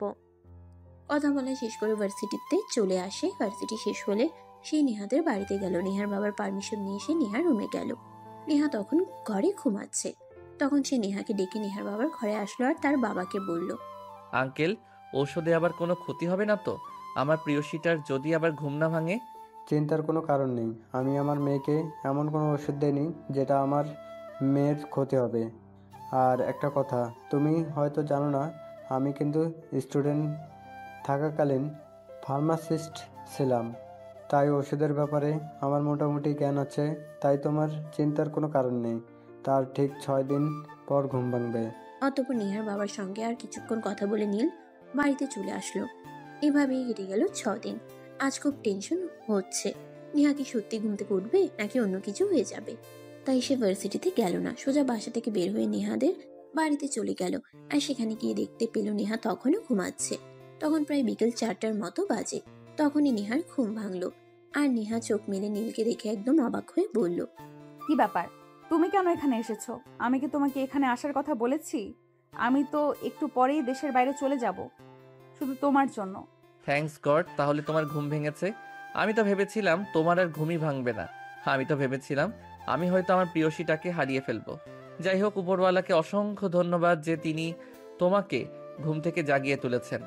মানে এসব কি বলছো তুমি? আমি তো কিছুই বুঝতে পারছি না। ঘুম থেকে জাগিয়ে তুলেছেন মানে কি হয়েছিল এখানে? তখনই নেহার বাবা সেখানে এসে উপস্থিত হলো। আর নেহার ঘুম ভেঙেছে এটা দেখে নেহাকে বলল, আজ 6 দিন পর হয়ে গেছে। তুমি সেই দিন খাবার খেয়ে ঘুমিয়ে পড়েছিলে, আর 6 দিন পর আজ ঘুম থেকে উঠেছো। তোমার আর বিদেশে যাওয়া হয়নি, বুঝতে পেরেছো? মানে কি বলছো তুমি? আমি তো কিছুই বুঝতে পারছি না। আমি এমন ঘুমালাম যে 6 দিন পর ঘুম থেকে উঠলাম, কিন্তু কিভাবে সম্ভব? সেটা আমি তো কখনো 5-6 ঘন্টার বেশি ঘুমাতেই পারি না। তাহলে এতটা সময় কি করে কেটে গেল? তোমরা নিশ্চয়ই আমার সঙ্গে উল্টাপাল্টা কিছু করেছো, তাই না? হ্যাঁ, আমরা যেটা করতে বাধ্য হয়েছি, কারণ নীল তোমাকে খুবই ভালোবাসে। কিন্তু তুমি নীলকে কোনো পাত্তা না দিয়ে উল্টে দেশ ছেড়ে চলে যাওয়ার চিন্তা করেছিলে। আমি বাবা হয়ে কিভাবে তোমাকে সেরকমটা করতে দেই? তাই তো আমি বাধ্য হয়ে তোমার খাবারের মধ্যে ঘুমের ওষুধ মিশিয়ে দিয়েছিলাম, যাতে তোমার বিদেশে যাওয়া না হয়। কারণ ভালোবাসা জীবনে একবারে আসে, ভালোবাসা বারবার আসে না। আর সঠিক মানুষকে কখনো অবহেলা করতে নেই। মানে তুমি আমার বাবা হয়ে আমাকে ঘুমের ওষুধ দিয়েছিলে? আমি বুঝতে পারছি না। আর তুমি আমার বাবা নাকি শত্রু? আমার ভাবতে অবাক লাগছে যে তুমি অপরিচিত একটা ছেলের জন্য আমাকে ঘুমের ওষুধ দিয়েছিলে। তুমি ভাবলে কি করে এই ছেলেটাকে আমি কোনোদিনও মেনে নেব? তুমি মেনে নেবে কি নেবে না সেটা তো একান্তই তোমার ব্যক্তিগত ব্যাপার। কিন্তু আমি তোমার ছবি আমার ফ্যামিলিকে দেখিয়েছি, তারা সবাই তোমাকে পছন্দ করেছে। আর আমার শ্বশুর মশাইয়ের সঙ্গেও কথা বলে নিয়েছি, আগামী সপ্তাহেই আমাদের বিয়ে হবে। তুমি পাগল নাকি মাথা খারাপ আমি সেটাই বুঝতে পারছি না। যেখানে আমি তোমাকে সহ্যই করতে পারি না, আর সেখানে আমি তোমাকে বিয়ে করব, এটা জাস্ট অসম্ভব। কোনোদিনও আমি তোমাকে বিয়ে করব না।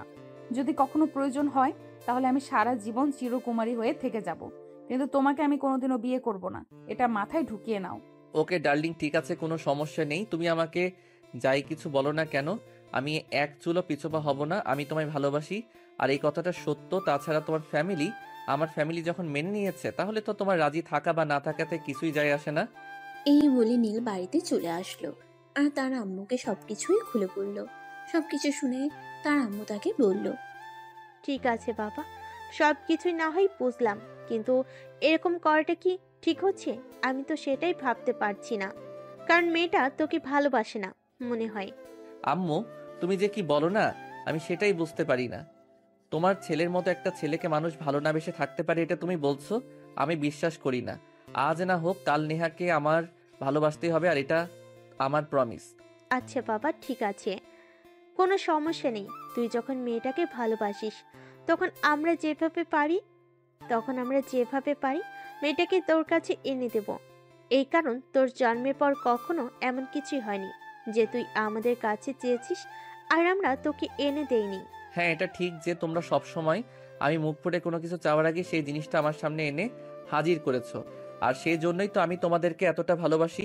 যাই হোক, এখন আর কথা বাড়াবো না, আমার একটু টায়ার্ড লাগছে, আমি রুমে গিয়ে বিশ্রাম করব। এই বলে নীল সেখান থেকে সোজা নিজের রুমে চলে গেল আর বিছানায় শুয়ে দিল লম্বা একটা ঘুম। পরের দিন সকালবেলা যখন ঘুম ভাঙলো, সে বিছানাতে শুয়ে শুয়ে নেহাকে ফোন করলো। নেহা নীলের নাম্বারটা দেখতে পেয়ে ফোন রিসিভ করলো না। নীল তখন একটা মেসেজ করলো তাকে।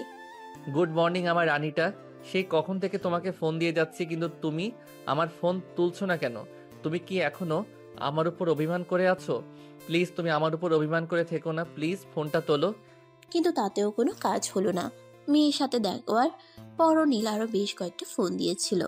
নেহা তার ফোন তুললো না, উল্টে ফোনটা সুইচ অফ করে রাখলো যাতে নীল আর তাকে ফোন দিয়ে বিরক্ত করতে না পারে। এদিকে নেহার ফোন সুইচ অফ দেখে নীলের মাথা একদম খারাপ হয়ে গেল। সে আর এক মুহূর্ত দেরি না করে বাসা থেকে বের হয়ে সোজা নেহাদের বাড়িতে চলে গেল আর ড্রয়িং রুমে দাঁড়িয়ে চিৎকার করতে থাকলো। এই নেহা, নেহা কোথায় তুমি? আমি সে কখন থেকে তোমাকে ফোন দিচ্ছি, তুমি আমার ফোন তুলছো না কেন? কি সমস্যা তোমার? কি ব্যাপার বাবা, কি হয়েছে? তুমি এই সকালবেলা এখানে এসে এভাবে চেঁচামেচি করছো কেন? তুমি কি নেহাকে ফোন করেছিলে? হ্যাঁ শ্বশুর মশাই, আমি আমার বউটাকে সেই কখন থেকে ফোন করছি, কিন্তু বউটা আমার ফোন তো তুলছেই না, উল্টেও ফোনটা সুইচ অফ করে রাখছে। আপনি বলুন, এগুলো কি মেনে নেওয়া যায়? আমি বুঝতে পারছি না কি সমস্যা আমার মেয়েটার। কেন আমার মেয়েটা এরকম করছে? কেন সে তার জীবনে সঠিক মানুষটাকে চুজ করতে পারছে না? তুমি একটা কাজ করো, নেহা নিজের রুমে রয়েছে, এখানে গিয়ে ওর সঙ্গে কথা বলো, দেখো কিছু করতে পারো কিনা। নীল তখন আর কোনো কথা না বলে সোজা উপরে নেহার রুমে চলে গেল। রুমের দরজা খোলাই ছিল, তাই সে দরজায় নক না করেই রুমে ঢুকে গেল। আর নেহা তখন ড্রেস চেঞ্জ করছিল। নীল সেদিকে লক্ষ্য না করে রুমের দরজা লক করে দিল। দরজা লক করার শব্দ শুনে তাকিয়ে একদম চিৎকার দিয়ে উঠল। এই অসম্ভব, এই তো লুচ্চা ছেলে। তোকে কে পারমিশন দিয়েছে আমার রুমে আসার, যখন কিনা আমি ড্রেস চেঞ্জ করছি? আর তখন তুই ভেতরে এসে দরজা নকও করে দিয়েছিস, লকও করে দিয়েছিস। আমি আমার বউয়ের রুমে আসবো কখন আর কিভাবে আসবো সেই ব্যাপারে আমি কোনোদিনও কাউকে কোনো কিছু জিজ্ঞাসা করব না। আমি আমার বউয়ের রুমে যখন ইচ্ছা তখন আসবো। এতে যদি তোমার প্রবলেম থাকে তাহলে তো আমার কিছু করার নেই। আমি বুঝতে পারি না তোর মাথায় সমস্যা নাকি পেটে। তোকে এত লজ্জা দিচ্ছি, তারপরও তোর লজ্জা হচ্ছে না। আর তারপর কিনা এখন তুই জোর করে আমাকে বউ বানাতে চাইছিস। এত সাহস তোর কোথা থেকে আসে? আমি তো সেটাই বুঝতে পারছি না। আমার কাছে নেই, আমার রুম থেকে বের হয়ে যাবে, তা না হলে কিন্তু খুব খারাপ হয়ে যাবে বলে দিলাম। আমিও দেখতে চাই তুমি কি খারাপ করতে পারো আমার সঙ্গে, সেটা দেখার বড্ড ইচ্ছে আমার। নেহা তখন রেগে মেগে নীলের দিকে এগিয়ে আসছিল নীলকে থাপ্পড় মারবে বলে, কিন্তু নীল তাকে সেই সুযোগটা না দিয়ে বিছানায় ধাক্কা মেরে ফেলে দিল আর তার উপর শুয়ে পড়ল। নেহা তাকে নিজের উপর থেকে সরানোর জন্য প্রাণপণ চেষ্টা করছে, কিন্তু কোনোভাবেই পেরে উঠছে না। নীল তাকে বিছানার সঙ্গে চেপে ধরলো আর তার ঠোঁট দুটোতে ইচ্ছে মতো কিস করতে থাকলো। আহ, সেই মিষ্টি ঠোঁট দুটো আগে জানলে তো আরো আগে বিয়েটা করে নিতাম। যাই হোক, সমস্যা নেই, কয়েকদিনের মধ্যেই তো বিয়ে করতে চলেছি। তুমি তো তারপর সম্পূর্ণ আমার হয়ে যাবে। তখন তার তোমাকে আদর করতে কোনো বাধা থাকবে না। যাই হোক, ঠোঁট দুটো কিন্তু খুবই মিষ্টি। ততক্ষণে নেহা নীলকে কোনো রকমের ধাক্কা দিয়ে নিজের উপর থেকে সরিয়ে রুম থেকে দৌড়ে বেরিয়ে গেল আর সোজা ছাদে চলে আসলো। নীল তার পিছন পিছন ছাদে আসলো আর সে খেয়াল করে নেহা ছাদের একপাশে দাঁড়িয়ে আকাশ দেখছিল। তখনই নীল পিছন থেকে তাকে জড়িয়ে ধরে আর বলে, কি ব্যাপার, বউটা আমার এভাবে আমাকে ধাক্কা মেরে ফেলে দিয়ে চলে আসলে কেন? তোমার বুকের উপর শুয়ে থেকে তো আমার ভালোই লাগছিল। তোমার ওই দুটো যা নরম, আমার তো মনে হচ্ছিল আমি কোনো তুলোর বালিশের উপর শুয়ে আছি। আমার না তোমার ওই ঠোঁট দুটো চুষে খেতে খুব ইচ্ছা করছে। প্লিজ চলো না, একবার রুমে একবার একটু টেস্ট করতে দাও। তুই আমার চোখের সামনে থেকে যা বলছি, তোর এসব নোংরা কথাবার্তা আমি আর সহ্য করতে পারছি না। তুই এক্ষুনি আমার চোখের সামনে থেকে চলে যা। আরে বাবা, এভাবে রেগে যাচ্ছ কেন? তুমি আমার বউ হতে চলেছ, আর তোমার সঙ্গে আমি একটু রোমান্টিক কথাবার্তা বলতেই পারি। এখানে নোংরা আসলো কোথা থেকে? বউয়ের সঙ্গে সব কথাই শেয়ার করা যায়। শোন, আমি তোকে কোনোদিনও বিয়ে করব না, মাইন্ড ইট। তুমি আমাকে বিয়ে না করে থাকতেই পারবে না, কারণ তোমাকে বাধ্য হয়ে আমায় বিয়েটা করতে হবে। তোমার বাবাকে আমার বাবা পুরো 10 কোটি টাকা দিচ্ছে তোমাকে কিনে নেওয়ার জন্য। মিথ্যে কথা বলার জায়গা পেলি না? আমার বাবা তোর সঙ্গে আমার বিয়ে দেওয়ার জন্য তোর বাবার কাছ থেকে 10 কোটি টাকা নেবে? এটা আমাকে বিশ্বাস করতে হবে? কোনোদিনও না। এসব ফালতু পেঁচাল বাদ দিয়ে এখান থেকে চলে যা বলছি। আমার মেজাজ খারাপ হচ্ছে। আমি জানি তুমি আমার কথা বিশ্বাস করবে না। তুমি তোমার বাবার কাছে গিয়ে জিজ্ঞাসা করো, তোমার বাবা তোমাকে সবকিছু বলে দেবে। তখন আর তোমাকে কোনো দ্বিধা থাকবে না। ঠিক আছে, কোনো সমস্যা নেই, আমি এক্ষুনি আমার বাবার সঙ্গে কথা বলছি। আর যদি আমার বাবা এটা অস্বীকার করে তাহলে এর পরিণাম কি হবে তুই বুঝতে পারছিস না। আমি তোকে মিথ্যা মামলায় ফাঁসিয়ে জেলের ঘানি টানাবো, কথাটা মাথায় রাখিস। ঠিক আছে মাই ডিয়ার, কোনো সমস্যা নেই। তোমার আব্বু যদি বলে আমি মিথ্যা কথা বলেছি, তাহলে তুমি আমাকে যে শাস্তি দেবে আমি সেটাই মাথা পেতে নেব। কিন্তু যদি তোমার আব্বু স্বীকার করে তাহলে তুমি কি করবে? তখন তো তোমাকে বাধ্য হয়ে আমাকে বিয়েটা করতে হবে, তাই নয় কি? ঠিক আছে, সেটা সময় হলেই দেখা যাবে কি করব আর না করব। কিন্তু এখন তুই আমার সঙ্গে আব্বুর কাছে চল। আমি তোকে সামনে রেখেই আব্বুকে জিজ্ঞাসা করতে চাই। আমি 100% নিশ্চিত আব্বু না বলবে, আর তারপর তোর মুখের অবস্থাটা যা হবে সেটাই আমি দেখতে চাই। এই কথা বলতে বলতে নেহা আর নীল দুজনেই ছাদ থেকে নেমে নেহার আব্বুর রুমে চলে আসলো। আর তারপর নেহা তার আব্বুকে বলল, আব্বু, এই ছেলেটা এসব কি বলছে? তুমি নাকি এই ছেলেটার সঙ্গে আমাকে বিয়ে দেওয়ার জন্য এই ছেলের আব্বুর কাছ থেকে পুরো 10 কোটি টাকা নিয়েছো? হ্যাঁ, একদম ঠিক কথাই বলেছেন। সামনে ইলেকশন আছে, আর ইলেকশনে আমার টাকাগুলো কাজে লাগবে। আর এতগুলো টাকা কখনোই কেউ আমাকে এমনি এমনি দেবে না। তাই আমি তোমার শ্বশুরমশাই এর কাছ থেকে টাকাগুলো পণ হিসেবে নিয়েছি, আর তাদের কথা দিয়েছি আমি তোমাকে নীলের সঙ্গে বিয়ে দেব। তোমার কি মাথায় সমস্যা হয়েছে নাকি? আমি সেটাই বুঝতে পারছি না। তুমি সামান্য কটা টাকার জন্য নিজের মেয়েকে একটা ছেলের হাতে তুলে দিতে চাইছো। তোমার কি একবারও লজ্জা করলো না? আমি তো তোমাকে বাবা হিসেবে পরিচয় দিতেই ঘেন্না বোধ করছি। এসব কথা বলে কোনো লাভ হবে না মামনি, কারণ আমি তোমার শ্বশুর মশাইকে কথা দিয়েছি আর ওনার কাছ থেকে টাকা নিয়েছি ওনার ছেলের সঙ্গে তোমাকে বিয়ে দেব বলে। তাই এখন তুমি যাই কিছু করো না কেন, আমার কিছুই করার নেই। আমার মান সম্মান রক্ষার্থে তোমাকে নীলকেই বিয়ে করতে হবে, এছাড়া আর কোনো পথ খোলা নেই। আমার মা জীবনের সবচাইতে বড় ভুলটা করেছিল তোমার মতো একটা মানুষকে নিজের জীবনে বিয়ে করে, আর সেই ভুলের মাসুল এখন আমাকে গুনতে হচ্ছে। আমার মা যদি আজ বেঁচে থাকতো তাহলে দেখতে আমি তোমাদের দুজনকে ঠিক কি করি। কিন্তু দুর্ভাগ্যবশত তোমার মনে এখন তোমার কিছু করার নেই। তোমাকে বাধ্য হয়ে নীলকে বিয়েটা করতে হবে, তা না হলে তোমার বাবার মান ইজ্জত বলতে কিছু থাকবে না। নেহা তখন কোনো কথা না বলেই সেখান থেকে চলে যেতে চাইছিল। নীল তখনই পেছন থেকে তার হাতটা ধরে ফেললো আর বলল, তা মাই ডিয়ার বউটা, এবার তো তুমি আমার আব্বুর কাছ থেকে শুনে নিয়েছো। তোমার আব্বুর কাছ থেকে শুনে নিয়েছো সব সত্যটা। তাহলে এখন তুমি কি করবে সেটাই আমাকে বলো। প্রয়োজন হলে গলায় দড়ি দিব, আত্মহত্যা করব, কিন্তু তোর মতো ছেলেকে আমি কোনোদিনও বিয়ে করব না। এটা তোর মাথায় ঢুকিয়ে নে। খুবই দুঃখের সঙ্গে জানাতে হচ্ছে যে তোমাকে এসব কোনো কিছুই করতে দেওয়া হবে না। তোমাকে আমার বিয়েটাই করতে হবে। এটাই তোমার জন্য ওয়ান অ্যান্ড অনলি অপশন। তোমার সামনে আর কোনো পথ খোলা নেই। যাই হোক, এত চিন্তা করে কোনো লাভ নেই। আমাকে বিয়ে করার জন্য নিজেকে মানসিকভাবে প্রস্তুত করো, কারণ বিয়ের পর তো তোমাকে নিয়ে চিন্তা করার মতো কোনো সময় পাবে না। সারাক্ষণ শুধু আমাকে নিয়ে চিন্তা করতে হবে। আমি যেসব কিছুই করব না, এত চিন্তা করে কোনো লাভ নেই। আমাকে তুই কোনোদিনও পাবি না, বললাম তো। প্রয়োজন হলে গলায় দড়ি দিব, আত্মহত্যা করব, কিন্তু তোর মতো ছেলেকে আমি কোনোদিনও বিয়ে করব না। আরে মামনি, এভাবে কেন বলছো? নিজের জামাইয়ের সঙ্গে এভাবে কথা বলতে হয় না, সেটা তুমি জানো না?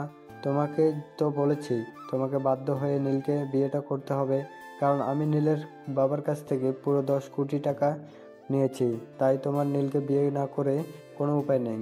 নেহা তখন কোনো কথা না বলেই সেখান থেকে চলে গেল আর নিজের রুমে গিয়ে ইচ্ছে মতো কান্না করতে থাকলো, কারণ সে এরকমটা কোনোদিনও কল্পনা করেনি তার বাবা তাকে টাকার জন্য একটা ছেলের কাছে বিক্রি করে দেবে, আর সেটাও কিনা নির্বাচন করবার টাকার জন্য। সে নিজের আম্মুকে অনেক বকাবকি করছে, কেন তার আম্মু তাকে জন্ম দিয়ে পরপারে চলে গেল, কেন তাকে সঙ্গে নিয়ে গেল না। এইসব চিন্তা করতে করতেই সে যে রুমে শুয়ে কখন ঘুমিয়ে গেছে সেটা তার খেয়ালই ছিল না। যখন তার ঘুম ভাঙলো তখন সে নীলকে নিজের বুকের উপর আবিষ্কার করলো। এটা দেখে তার শরীর একদম রাগে চলে যাচ্ছিল। সে চিৎকার করে বলে উঠল, তোকে এত বড় সাহস কে দিয়েছে আমার রুমে, আমার বিছানায় আর আমার বুকের উপর শুয়ে থাকতে? তুই তো দেখছি বড্ডবার বেড়ে গেছিস। কিভাবে তুমি আমায় খুশি রাখবে, কিভাবে তুমি আমায় ভালো রাখবে, এগুলো সারাক্ষণ চিন্তা করতে হবে। কি করব বলো শ্বশুর মশাই, একটু জরুরি কাজে তোমাকে কিছু না বলে বাসা থেকে বের হয়ে গেছে, আর আমি তোমাকে একা একা বাসার ভিতরে রেখে চলে যাই কি করে? তাই তো আমি তোমার বাড়িতেই থেকে গেলাম। তাছাড়া আমি তোমার বাড়িতে অন্য একটা রুমে একা একা কেন থাকবো? যদি রাতের বেলা আমার ভয় লাগে, তাই তো আমি তোমার রুমে এসে শুয়ে থাকলাম। তোকে কে বলেছে আমি ভয় পাবো? এইসব ভণ্ডামি মার্কা কথাবার্তা আমার সামনে আর কখনোই বলবি না। এখনই তুই আমার রুম থেকে বের হয়ে চলে যা। আমি তোকে এই বাড়িতে দেখতে চাই না। এত রাতে আমি কোথায় যাব? এখন রাত প্রায় 3টার বেশি বাজে। এখন কি আমি রাস্তায় কোনো গাড়ি পাবো যেটা দিয়ে আমার বাড়িতে যেতে পারবো? তাছাড়া তোমার সঙ্গে ঘুমাতে আমার বেশ কমফোর্টেবল লাগছে। তাহলে আমি কেন এত শান্তির জায়গা ছেড়ে চলে যাব? আমি এত শান্তিনিকে জায়গা ছেড়ে কোথাও যেতে চাই না। আমি সারা জীবন তোমার বুকের মধ্যেই থেকে যেতে চাই।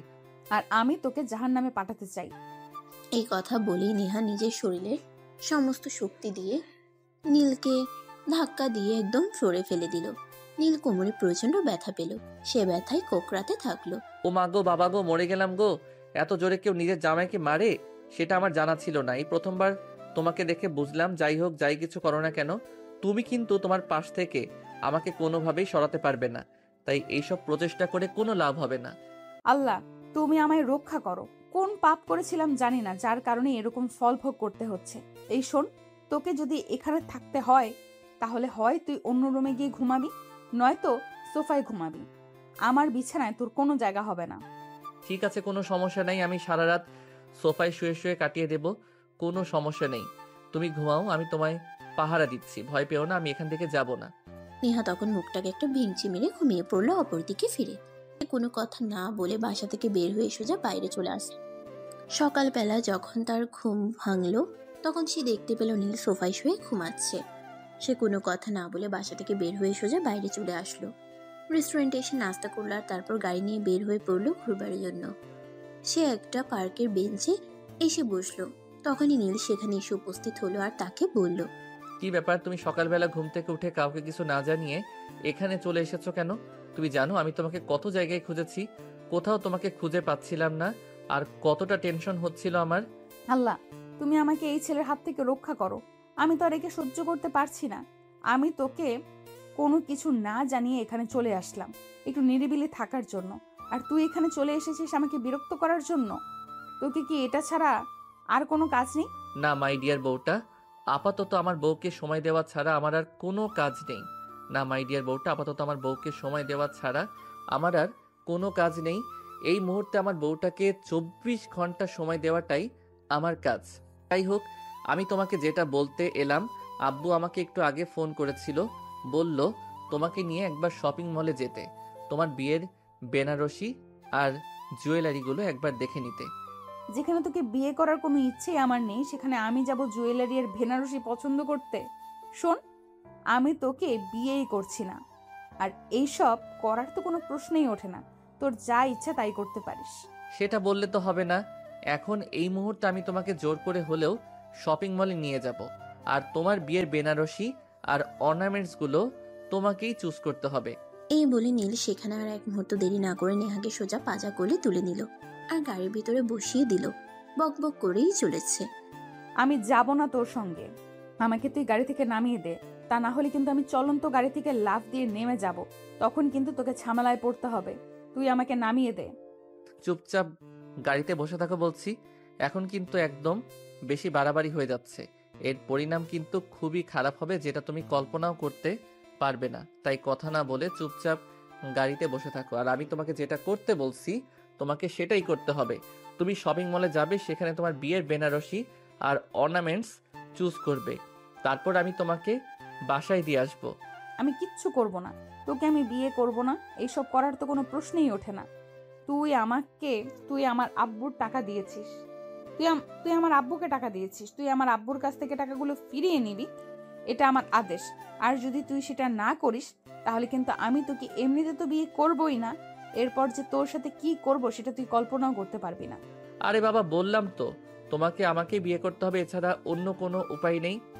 অথবা নীল আর কোনো কথা না বাড়িয়ে সোজা নেহাকে নিয়ে শপিং মলে চলে আসলো। আর সেখানে নেহাকে তার বিয়ের বেনারসি আর অর্নামেন্টস চুজ করতে বলা হলো। নেহা প্রথমে অনেক খাটতারামি করছিল, কিন্তু নীলের জেদের কাছে সে টিকতে পারল না। অবশেষে সে সব কিছু পছন্দ করলো। আর তারপর নীল কেনাকাটা শেষ হলো। নেহাকে বাসায় পৌঁছে দিয়ে বাসায় চলে আসলো। বাসায় আসতেই তার আম্মু তাকে বলল, কি ব্যাপার নীল, তোর আব্বুর কাছে শুনলাম তোর আব্বু নাকি তোকে বলেছিল নেহাকে নিয়ে শপিং মলে যেতে আর বিয়ের কেনাকাটা করতে, তো করেছিস নাকি? হ্যাঁ আম্মু, যা যা লাগবে সবকিছুই কিনে দিয়েছি আর সবকিছুই নেহার বাড়িতে পৌঁছে দিয়ে এসেছি। কোনো সমস্যা নেই। এখন তোমরা প্রস্তুতি নিতে থাকো। আগামীকালকে তো হলুদ আর তারপর দিনই বিয়ে। হ্যাঁ বাবা, তুই কোনো চিন্তা করিস না, সমস্ত প্রস্তুতি নেওয়ার শেষ হয়ে গেছে। এখন শুধু অপেক্ষায় আছি কখন নেহাকে বউ বানিয়ে এই বাড়িতে নিয়ে আসবো। এভাবেই মা ছেলে কথা বলতে বলতে নিজেদের রুমে চলে গেল। এরপর চলে গেল 2 দিন। হলুদের পর্ব শেষ হয়ে গেল। আজ নীল আর নেহার বিয়ে। সকালবেলা থেকেই বাড়িতে তোড়জোড় শুরু হয়ে গেছে। নীলকে সকালবেলায় সাজানো হয়েছে। তার চাচাতো ভাই বোনেরা তাকে অনেক সুন্দর করে শেরওয়ানি পরিয়েছে। দেখতে একদম মাশাআল্লাহ রাজপুত্রের মতো লাগছে। আমার রাজপুত্রের উপর কারো নজর না লাগুক, ভালো থাকুক আমার ছেলেটা। তার ভালোবাসার মানুষকে নিয়ে আশীর্বাদ রইল। ধন্যবাদ আম্মু, দোয়া করো যেন জীবনে ভালো কিছু করতে পারি এবং তোমাদের সবাইকে সঙ্গে নিয়ে ভালো থাকতে পারি। আল্লাহ পাক রাব্বুল আলামিন যেন আমাকে সেই তৌফিক দেন। হ্যাঁ বাবা, তুই আমাদের একমাত্র আদরের রাজপুত্র। তোর জন্য সবসময় দোয়া আর ভালোবাসা থাকবে। জীবনে তুই অনেক সুখী হ। এরপর সমস্ত রীতি নেওয়াজ শেষ করে নেহাদের বাড়ির উদ্দেশ্যে রওনা হয়েছিল বরযাত্রী। এদিকে নেহাকে সাজানোর জন্য পার্লার থেকে লোক এসেছে, কিন্তু নেহা কোনোভাবেই সাজগোজ করতে চাইছে না। তখনই তার বাবা সেখানে আসলো আর তাকে বলল, নেহা, তুমি তো আমার একমাত্র মেয়ে, তোমার কাছে আমি এইটুকু চেয়েছি আর তুমি আমাকে এইটুকু দিতে পারছো না। আমি বাবা হিসেবে কি এইটুকু তোমার কাছ থেকে আশা করতে পারি না? তুমি আমার কাছে যদি অন্য কিছু চাইতে তাহলে আমি সেটা দিয়ে দিতাম, কিন্তু তুমি যেটা চাইছো সেটা তো দেওয়া আমার পক্ষে কোনোভাবেই সম্ভব নয়। তুমি খুব ভালো করে জানো নীলকে সহ্য করা আমার পক্ষে সম্ভব নয়। নীলকে আমি কোনো দিনও আমার লাইফ পার্টনার হিসেবে মেনে নিতে পারবো না। তাহলে তুমি কেন এটা নিয়ে আমাকে জোরাজোরি করছো? তার প্রথম কারণ, নীল তোমাকে ভালোবাসে আর সে তোমায় খুব ভালো রাখবে। আর দ্বিতীয় কারণ হলো, আমি নীলের বাবার কাছ থেকে 10 কোটি টাকা নিয়েছি পণ হিসেবে। সেগুলো আমি কোনোদিনও ফেরত দিতে পারবো না। তাই তোমার বাবার অনুরোধ তোমার কাছে, তুমি নীলকে বিয়ে করে নাও। আর একটা কথা মনে রাখো, বাবা মা কখনোই সন্তানের খারাপ কিছু চায় না। নীল খুব ভালো ছেলে, তুমি খুব ভালো থাকবে তার সঙ্গে। ঠিক আছে আব্বু, কোনো সমস্যা নেই। তুমি যখন আমাকে এত রিকোয়েস্ট করে বলছো তাহলে আমি বিয়েটা করছি। কিন্তু একটা কথা মাথায় রেখো, বিয়েটা কিন্তু শুধু কাগজে কলমেই থাকবে। নীল কিন্তু কোনো দিনই আমাকে প্রপারলি স্ত্রী হিসেবে পাবে না। একটা মানুষ যদি ভালোবেসে কাউকে নিজের করে নিয়ে তার কাছে থেকে ভালোবাসা না পায়, তাহলে সেই মানুষটাকে তো আর তার জীবনে কোনো প্রয়োজন নেই। থাক মা, বিয়ে করতে হবে না তোমাকে। তুমি তো চাও তোমার বাবা অপমানিত হোক। ঠিক আছে, তাহলে তাই হবে। এই কথা বলে নেহার আব্বু সেখান থেকে চলে যেতে চাইছিল। তখন নেহা পেছন থেকে তার আব্বুকে বলল, তোমাকে অপমানিত হতে হবে না। তুমি আমার বাবা। তুমি আমার জন্য জীবনে অনেক কিছু করেছো। আমার মা না থাকার পরেও তুমি কোনোদিনও আমাকে মায়ের অভাব বুঝতে দাওনি। তুমি যখন চাইছো আমি নীলকে বিয়ে করি আর তার সঙ্গে সংসার করি, ঠিক আছে, আমি সেটা মেনে নিলাম। আলহামদুলিল্লাহ, তোমাকে অসংখ্য ধন্যবাদ মামুনি বোঝার জন্য। যাই হোক, তাহলে তুমি তাড়াতাড়ি রেডি হয়ে নাও, কাজী সাহেব এখনই চলে আসবে। বরযাত্রীও কাছাকাছি চলে এসেছে। নেহা তখন রেডি হয়ে নিল। অপরদিকে বরযাত্রী যতক্ষণে চলে এসেছে আর তাদের খাওয়া দাওয়া চলছে, কিন্তু কাজী সাহেব এখনো আসেনি, তাই কাজী সাহেবের জন্য অপেক্ষা করা হচ্ছে। খাওয়া দাওয়া শেষ হওয়ার প্রায় আধা ঘন্টার মধ্যেই কাজী সাহেব সেখানে চলে আসলো আর বিয়ের কাজ সুসম্পন্ন করলো। অতঃপর নেহাকে নীলদের বাড়িতে নিয়ে আসা হলো। এদিকে রাতের খাওয়া দাওয়া শেষ করে সবাই নিজেদের রুমে চলে যাচ্ছে। অপরদিকে নেহা রুমে বসে বসে নীলের জন্য অপেক্ষা করছে। আজ বাসরাত বলে কথা, সবার জীবনে এই রাত শুধু একবারই আসে। প্রত্যেকটা মেয়ের এই রাত নিয়ে অনেক স্বপ্ন থাকে, নেহারও আছে, তাই তো সে ইচ্ছার বিরুদ্ধে বিয়ে করলেও নীলের জন্য বসে বসে অপেক্ষা করছে। রাত প্রায় 1টার কাছাকাছি বাজে। নীল তখন রুমে প্রবেশ করলো আর দরজাটা লাগিয়ে দিয়ে শেরওয়ানি খুলে সোফায় এসে শুয়ে পড়ার চেষ্টা করছিল। তখনই নেহা বিছানা থেকে নেমে সেখানে আসে আর তাকে বলে, কি ব্যাপার, তুমি এতক্ষণ কোথায় ছিলে আর রুমে এসে সোফায় শুয়ে পড়ছো কেন? বিছানায় তো অনেক জায়গা আছে। বিয়েটা আমি তোমাকে জোর করে করেছি, কিন্তু তোমার কাছ থেকে কোনো কিছু আমি জোর করে আদায় করতে চাই না। ভালোবাসা তোমার কাছ থেকে জোর করে পাওয়ার কোনো ইচ্ছেই আমার নেই। মানে আমি কিছুই বুঝতে পারছি না। এতদিন যা ছিল সবই অভিনয়। তুমি আমাকে ভুলিয়ে ভালিয়ে বিয়েটা করে আর এখন অ্যাভয়েড করতে চাইছো? এটা তো আমি কোনোদিনই হতে দেব না। আমি নেহা, আমি কখনোই হার মানতে শিখিনি। আর আজ তুমি আমাকে ভুলিয়ে ভালিয়ে বিয়ে করে বাসরাতে আমাকে একা একা ঘুম পাড়াবে, এমনটা তো হতে পারে না। তুমি তো আমাকে বিয়েটাই করতে চাওনি, তাহলে এসব কথা কেন বলছো? তুমি তো চাও না আমি তোমাকে ভালোবাসি, আদর করি, নিজের ভালোবাসা আগলে রাখি। শোনা, যা হওয়ার হয়ে গেছে, সেই সব কিছু ভুলে যাও। এখন তুমি আর আমি হাজব্যান্ড ওয়াইফ। আমাদের মধ্যে ভালো একটা সম্পর্ক তৈরি করা খুবই প্রয়োজন। আমাদের মধ্যে ভালো একটা বন্ডিং রাখা খুবই প্রয়োজন, কারণ এখন আমরা হাজব্যান্ড ওয়াইফ। এখন যদি আমাদের মধ্যে সম্পর্ক খারাপ হয় তাহলে সবাই এটা নিয়ে কথা বলবে, আমাদের কথা শোনাবে, সেগুলো আমি সহ্য করতে পারবো না। তাহলে আর দেরি করছো কেন? চলো বিছানায়। দীর্ঘ 23 বছর ধরে একটা রাতের জন্য অপেক্ষা করছি, আর সেটা এখানে বসে বসে গল্প করে নষ্ট করব? তোমাকে কে বলেছে এখানে বসে বসে গল্প করে সময় নষ্ট করবার জন্য? আমি তো সেই কখন থেকে তোমার জন্য অপেক্ষা করছিলাম, তুমি তো এতক্ষণ লেট করলে। আমি তো ভেবেছিলাম তুমি আমাকে মেনে নেবে না, কারণ বিয়ের আগে যেরকম কথাবার্তা বলেছিলে তাতে তো আমি সম্পূর্ণ ভেবে নিয়েছিলাম যে তুমি আমাকে কোনোদিনও গ্রহণ করবে না। আমি যদি তোমাকে জোর করে বিয়েও করি তারপরও তুমি আমাকে মেনে নেবে না, তাই তো আমি আমার বন্ধুদের সঙ্গে আড্ডা মেরে এতক্ষণে রুমে আসলাম। আমি যদি জানতাম তুমি সবকিছু ভুলে গিয়ে নতুন করে শুরু করতে চাও, তাহলে কি আমি এতটা সময় কখনই বাইরে নষ্ট করতাম? হ্যাঁ, যেটা হওয়ার তো হয়ে গেছে, তাহলে এখন আর ঝামেলা করে কি লাভ? বিয়ে তো জীবনে একবারই হয়, তাহলে কেন এখন আর শুধু শুধু ঝামেলা করব? যাও, ফ্রেশ হয়ে আসো, আগে 2 রাকাত নফল নামাজ পড়বো। ঠিক আছে, তুমি 2 মিনিট ওয়েট করো, আমি এক্ষুনি ফ্রেশ হয়ে অজু করে আসছি। তুমিও তোমার কাপড় চোপড় চেঞ্জ করে নিতে পারো। আলমারিতে তোমার জন্য আমি বেশ কিছু কাপড় চোপড় এনে রেখেছি। নেহা তখন আলমারি থেকে নিজের জন্য একটা সুতির শাড়ি বের করে পরে নিল আর তারপর ওয়াশরুম থেকে উজু করে এসে দুজনে একসঙ্গে 2 রাকাত নফল নামাজ আদায় করে নিল। তারপর নীল চাহিদা মাছ থেকে নেয়া আগে তাজা করে তুলে নিল আর বিছানায় নিয়ে শুয়ে দিল। জানো, এই রাত নিয়ে আমার জীবনে কত স্বপ্ন ছিল। ভেবেছিলাম হয়তো পড়াশোনা শেষ করে চাকরি বাকরি করব, তারপর একটা ছেলেকে পছন্দ করে তাকে বিয়ে করব। হ্যাঁ, কিন্তু সেটা তো আর হলো না।